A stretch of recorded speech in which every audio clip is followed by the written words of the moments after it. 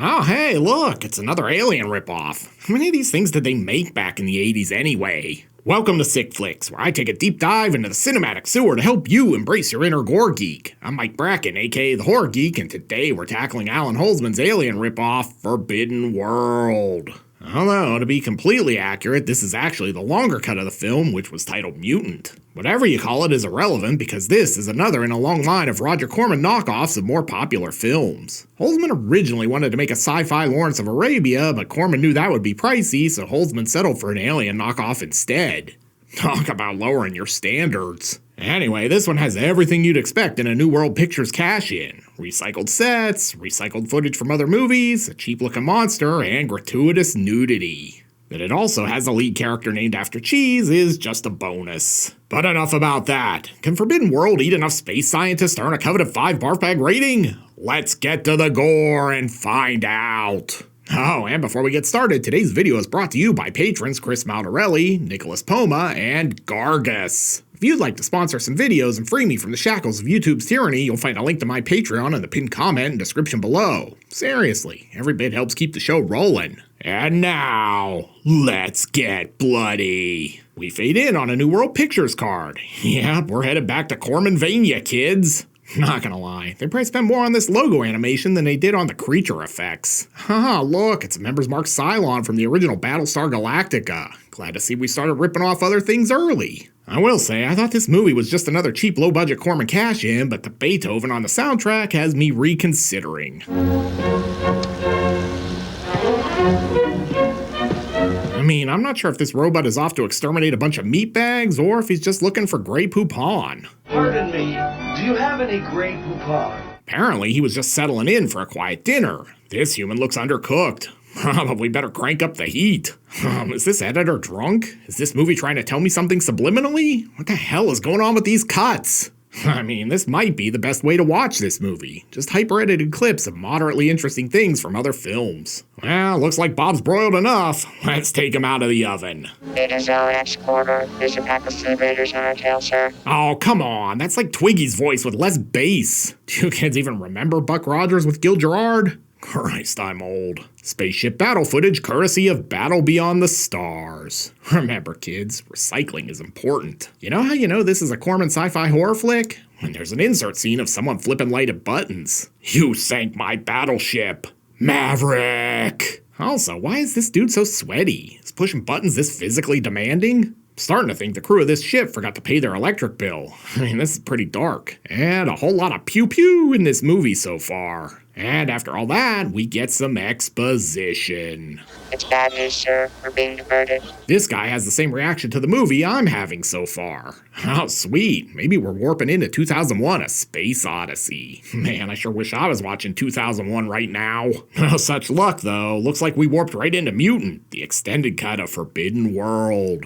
Captain? That's a chair, not a toilet. June Chadwick? That totally sounds like the name of an actress who played a mom on some 50s sitcom. Aw, man, I knew I shouldn't have eaten those expired sushi rations from the cafeteria. Alan Holzman was the editor. Now I know who to blame for the shoddy splicing earlier. It is good to know that in deep space, you can still find a good pair of heels. Whoa, whoa, whoa. Story by Jim Wynorski. This movie just raised my interest level exponentially. I mean, I really wonder what you had to do to get a story credit on a Corman production. I mean, the actual shooting script for this thing was probably like 3 pages long. To get a story credit, Wynorski probably just said, you know, Raj, we should make an Alien ripoff. Hey, look at all those recycled styrofoam McDonald's containers on the wall. Really, that's what they are. Woohoo! Corman! Anyway, we finally learn our sweaty main character's name. Gordon Hauser, head of research. Mike Colby. What? They named him after cheese? Feels like a missed opportunity that his first name isn't Jack. Then we meet the blonde. This is my assistant, Dr. Glazer. Barbara knows more about genetic synthesis than anyone else alive. I bet she does. I'm sure that's just a Cormanism for knocking boots. Random shot of a PA testing some blow.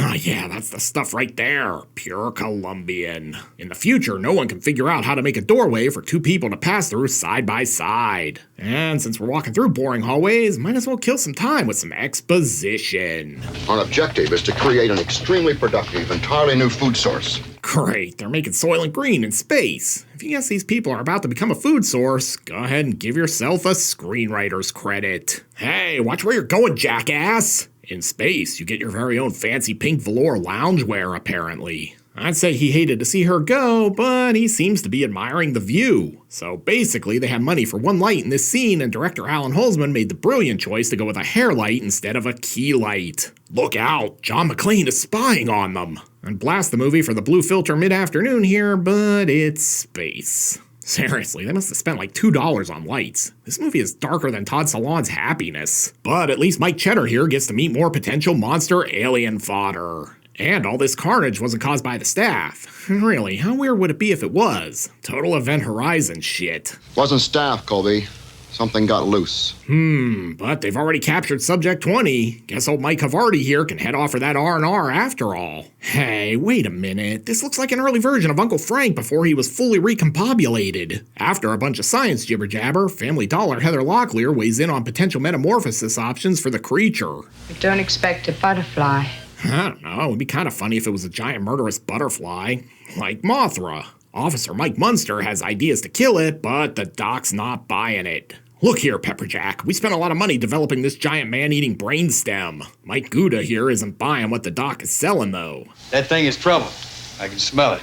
To be fair, whatever you smell might just be cheese farts. And the doc is gonna smooth things over. Shall we discuss it over dinner? We're serving a sweet brie. Oh, look, it's Jack Brooks, space janitor. You know what they say, if you can't, trash can. This movie's barely 80 minutes long, but sure, let's watch him throw dead animals into the trash for 3 of them. You're a monster, ladies and gentlemen. I'd blow my nose and found scarier crap than this. Kinda looks like Krang from the Ninja Turtles if you squint, I guess. Apparently, in the future, everyone's still using 1970 electronics on their spacecraft. Sweet podcast studio, man. Needs an SM-7B, though.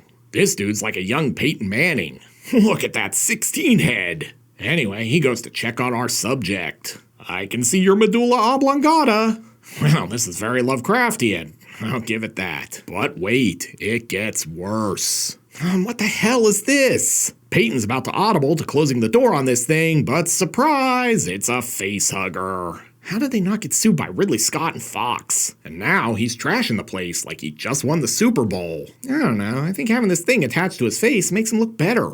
Oh, wait, we were just watching a movie of the movie. This is very meta. In the mess hall, everyone's eating, and you could say this dude is hitting the sauce pretty hard. Meanwhile, Mike Provolone has questions. And what's Proto-B? You know anything about genetics? Doctor, I wouldn't know a gene from a jelly bean. And I can't believe it's not Heather Locklear is giving him the look. Oh god, here we go again. Great, now we're getting an industrial movie inside our Alien ripoff. Hi, I'm Troy McClure. You might remember me from such industrial videos as Firecrackers, The Silent Killer, and Alice's Adventure Through the Windshield Glass. Then Subject 20 is the result of a genetic splicing between a Proto-B bacteria and another organism. Whoa, check out the big brain on Mike Asiago. Then he asked the question I've wanted an answer to since this movie started. What in the hell is going on around here? If you figure it out, maybe give me the Cliff Notes version. Wait, on second thought, don't. I'm not that invested. Wait a minute, did we just jump into one of those direct-to-video Hellraiser sequels? I'm so lost. They get Peyton on the cart to take him back to the locker room where he's listed as questionable for the second half. And now this guy's doing his best Seagal as he's out for justice. I'll find that half-breed bastard. Linda Day George, take it away. Bastard! Bastard! Mike Mozzarella, meanwhile, is just hunting for more cheese. And let's go to the sideline for an update on Peyton's condition. He is alive. Still listed as questionable for the second half, though. This is it, you goddamn dingwhopper. What the hell is a dingwhopper? Back in the lab, it appears Peyton's getting hosed. Hell yeah. No, not like that, you pervs. He has a bunch of hoses hooked up to him. Then this happens. You see my kid? I can't find it anywhere. Oh, come on. I'm not taking the bait. That one's too easy. Jeez, someone's already slimed the screen of this nude scene. Sinners. Then, with a monster running amok, everyone makes the totally sensible decision to go to bed. I put you in number 2. Great, I guess that means I'm sleeping on the poop deck. Oh, hey, the robot is still in this movie. And maybe the poop deck isn't so bad after all. I hear you're the best troubleshooter in the Federation. Well, I am kind of the big cheese around here. And at least they get Skinamax out here in space. Wait a minute, is Dollar Tree Tony Todd playing the soundtrack? This guy got bored of watching them bones, so he's off exploring. I'm sure this is fine. One thing I'll say about this movie is that it's given me a newfound appreciation for good editing. I don't understand the point of half the cuts in this flick. It's also given me an appreciation for good lighting. I can't see shit in half of these scenes. Come on, movie. Film is a visual medium.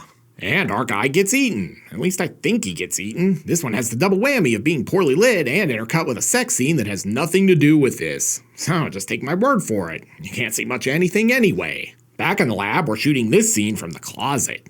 Why do they do this? Oh yeah, just gonna shoot this trend right into my abs. Peyton's looking great. His return in the second half has been upgraded to probable. Oh hey, someone finally ordered some lights. Does she really need the sunglasses? I mean, this movie is darker than a Black Steers took us on a moonless prairie night. Not gonna lie, I haven't seen this much footage of people walking through corridors since we covered Shocking Dark. She's busy getting naked, but it looks like someone's already made a real mesh here. Turns out someone's creeping on her, but it's just Mike Queso. Wait a minute, what is even happening here? Get naked. Okay, I'm willing to suspend my disbelief a lot, but I'm not buying that Mike Swiss here is hooking up with 2 chicks on this space station. But before he can score, our mutant drops in with the C block. Then everyone reconvenes. It's a pajama jammy jam, just like in House Party 2. And I can't believe it's not Tony Todd clearly doesn't understand how sex works. You want to know what I want to know? I like to know what you and Tracy were doing in there dressed like that. Look, Tony, he was showing her his candy man. Back in the lab, the doc is playing with his meat. Hell yeah. No, I mean this human meat, you pervs. Wait, that still sounds wrong. Hey, hold up. I thought they were on a space station. Did we just warp to Tatooine? Oh, never mind. We're on planet Matt. Painting. Back in the lab, Peyton's like, time to split. The doc's gonna explain it all for the scientifically challenged members of the audience. What we're seeing is a breakdown of a complex, sophisticated creature, a human being, whose sole function is to grow and reproduce. Lance Henriksen, can I get a ruling on this? That's the stupidest fucking thing I ever heard. Say what you will, but this dude has undergone a real metamorphosis. So, director Alan Holzman originally pitched this movie as Lawrence of Arabia in space. Corman said that was too expensive, but I can see the idea here. Oh yeah, nice Tusken Raider cosplay. Then this guy drops in. Man, they're running like this is a Far Side video. I bet Captain Kirk is fighting the Gorn right off screen. Clearly these guys graduated from the Stormtrooper Academy because they can't hit this giant thing that's literally just sitting there. But they do finally connect. I regret nothing! Back at the lab, the health inspector is gonna shut them down. Look at all this meat just lying on the floor. Outside, we find this. I swear, I'm not a xenomorph. Don't call the plagiarism police, I'm begging you. Yes, he was afraid I was gonna turn him in because he exits stage south. But it's a fake out. Weirdest game of whack-a-mole ever. We'll say this, dude was definitely head over heels. And here's some truly profound dialogue. Whatever you think of Gordon, he took a stand. I sure hope someone someday eulogizes me so eloquently after I've been devoured by a rubber xenomorph ripoff. Back in the lab, Alan Holzman knows what you want. Watch them wiggle, see them jiggle. Oh god, we're totally screwed. They're running this whole place with Colecos. Hope old Gil sold them the rust proofing. Rainwater, that'll strip it right off. Oh, I shouldn't have said that. While she's busy computing, something is sneaking up behind her. And just when you thought this movie couldn't look any blurrier, we get monster vision. Feed me, Seymour. Holy shit, look at this fancy cut. Jay, we might need to start cutting all our transitions like this. I will say, I really like how much time this movie spends watching things on other screens. It's like they're trying to convince me we might find a better movie on one of these channels. Then Discount Tony Todd just starts rapping. Looks like the Transcam, the Comcam, the 790, and the Mayday box. After a whole lot of jibber-jabber, we basically learn the monster has isolated them. It wants to keep us alive. It wants to use us for some reason. Jesus, look at those feathers. You could use her hair to stuff a pillow. Anyway, Mike Feta doesn't like her idea at all. Have you thought about trying to communicate with it? That's about the stupidest damn idea I've heard all day. Oh, come on. You can do better than that. Show him how it's done, Lance Henriksen. That's the stupidest fucking thing I ever heard. No offense, Barb. Good save. She might sleep with you again. See? We're now watching a better movie inside this movie. It wants to use us as food. Yeah, thanks, Captain Obvious. We all figured this out before we even started the movie. Look at Mike Marscapone. You guys sound so high right now.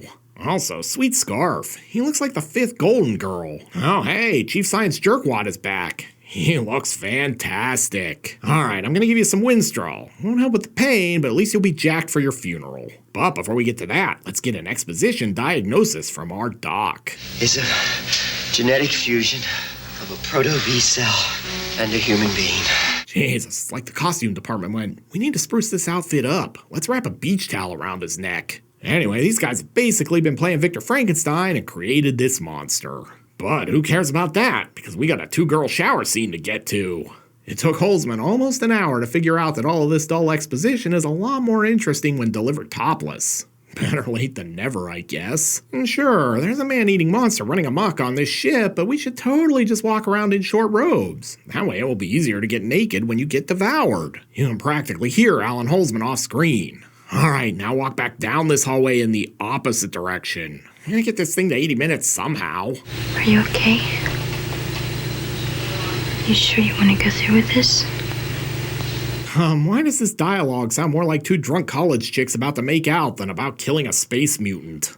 Come on, movie, focus. Look at this monster. It's like a xenomorph had a baby with venom and a Final Fantasy Marlboro. Not great, now it's about to turn into La Blue Girl. Oh yeah, Bible Black, here we come.